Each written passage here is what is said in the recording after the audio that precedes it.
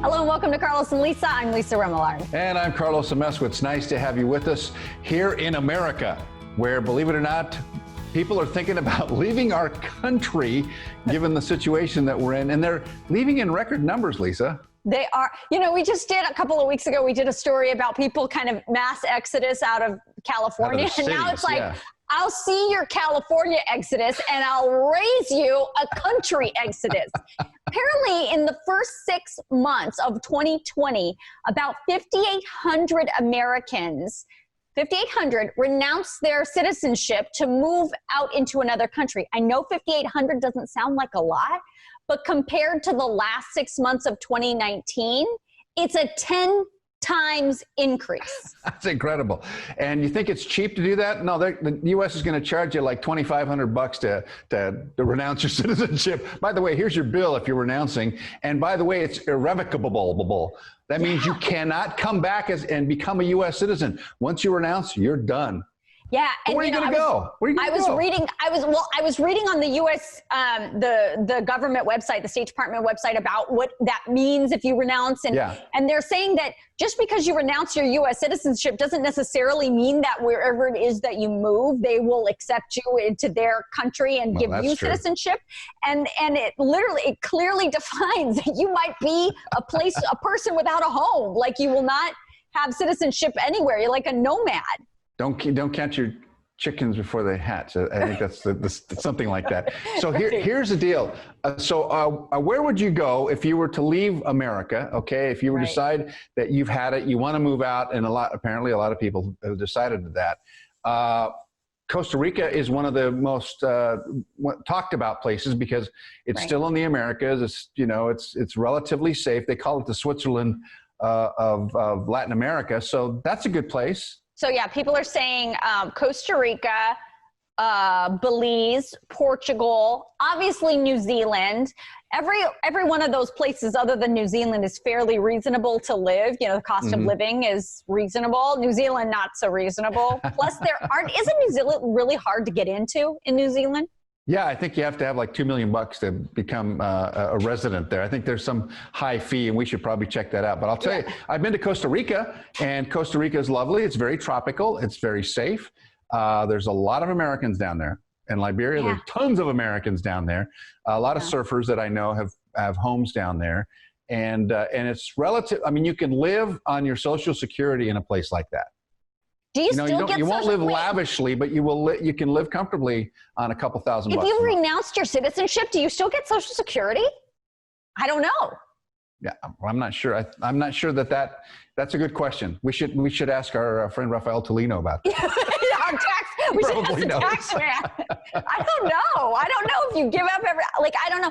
All I do know. Why would you? Why won't you just leave the country and live elsewhere and pay your taxes in America and get your Social Security and not worry about it? I mean, come on. Well, and why renounce the citizenship? Yeah. You mean? Why go to the expense and trouble of renouncing your citizenship? Yeah, what if things get better in America and you want to come back and they go, seems like an aggressive move. It seems like a real aggressive move. You know what I'm saying? It is aggressive, yeah. But people are starting to lose it. They're starting to lose it. They're getting crazy. Yeah. They want to leave.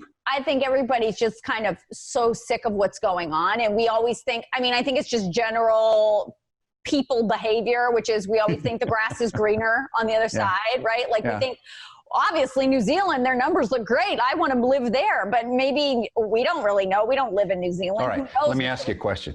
Where would you go? Let me guess. Sicily? I mean, just because the family's there. But I will tell you about Sicily. And as much as I love it there, and as much as my family's actually there, it's like super backwards. You know what I'm saying? Like they got arranged marriages and like horses and buggies.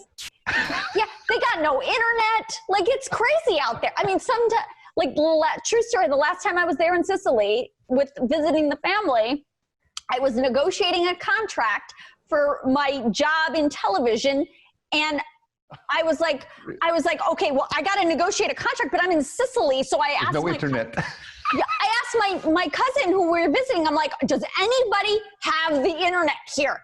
They're like, yeah.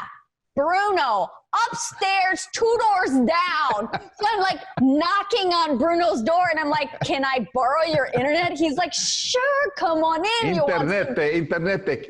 Yeah. Qua sta lo Wi-Fi? Yeah. It's like, well, where's the Wi-Fi? There was no Wi-Fi. No Wi-Fi. No. This was hardwire in. No, this was dial-up. It was dial-up. Was it really? Oh my And this gosh. is like 2015, 20. Yeah.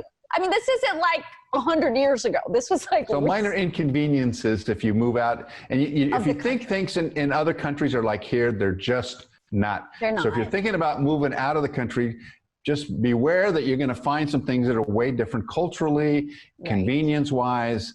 Just the habits of people are way different, and you don't realize that because when you go visit, you're basically yourself, everything the same, right? And then you come home and it's fine.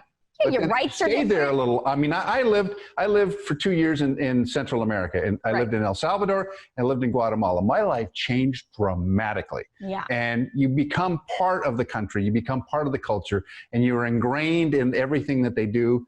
And then when you come back to the U.S., you feel like a foreigner. It was a really weird experience. Well, yeah, and like, don't forget, just because you're moving to another country doesn't mean your rights as the American, continue there. Like you're under a whole new system. You know what I'm saying? So it might not be all that it's cracked up to be, as much as in your fantasy land in your brain, you're like, get me out of this mess, Yeah. Well, I'll tell you, and so people think it's safer in some countries. I'll tell you, it is not.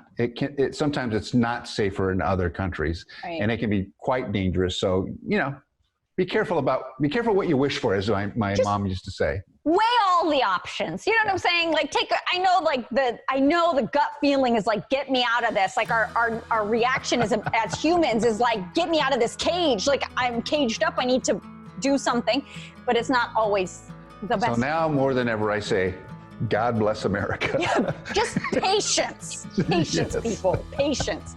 All right, we have a great show. We're going to take a quick break and we'll be right back.